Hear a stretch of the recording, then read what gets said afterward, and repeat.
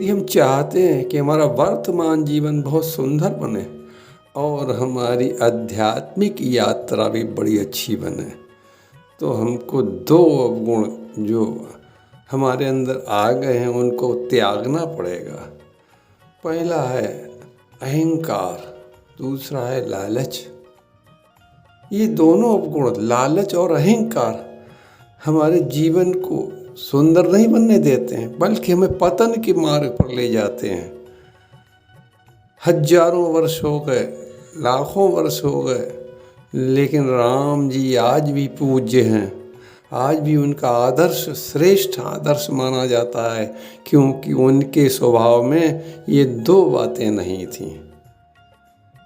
राम जी के पास लालच नहीं था और अहंकार तो छूकर ही नहीं गया था।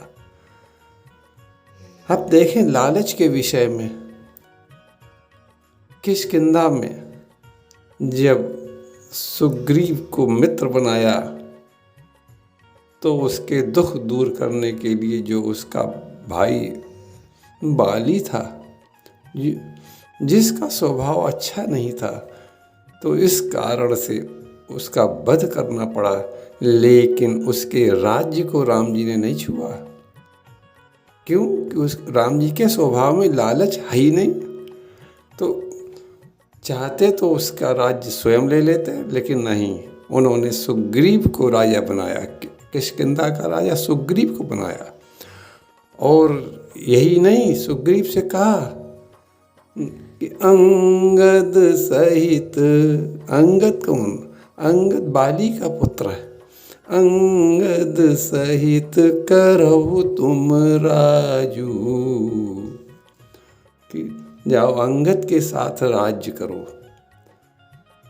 और अहंकार, अहंकार तो राम जी के पास है ही नहीं। रावण ने सीता जी का हरण किया, लेकिन उसके बाद भी राम जी चाहते थे कि सीता जी को रावण वापस कर दे, युद्ध ना हो। तो इसलिए उन्होंने शांति दूत बनाकर अंगद को भेजा और कहा कि काज हमार, अंगद को शिक्षा दी कि हमारा तो काम बन जाए, यानी सीता जी वापस आ जाए।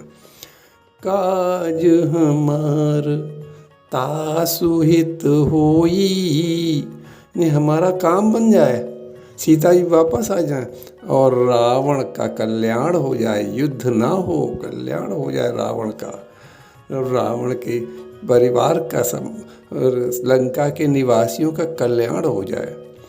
तो अंगद को समझाकर क्या कहा कि काज हमार तासुहित होई, काज हमार तासुहित होई, रिपुसन बकरौ बत कही सोई। देखो, अहंकार तो छूके ही नहीं गया कि रावण जो इतना गलत काम किया, जो शत्रुता का जिसने काम किया, उसका भी चाहते हैं कि हित हो जाए। ये राम जी का स्वभाव है। वहीं आप रावण का स्वभाव देखें कि उसके अंदर दोनों अवगुण थे, ये लालच भी था और अहंकार की पराकाष्ठा थी। लालच यदि रावण के पास न होता तो सोने की लंका में रह रहा था, लेकिन लालच इतना था कि फिर भी उसने अपने भाई कुबेर से का विमान छीन लिया। एक बार कुबेर पर धावा, पुष्पक यान छीन ले आवा। ये रावण के लालच का उदाहरण है।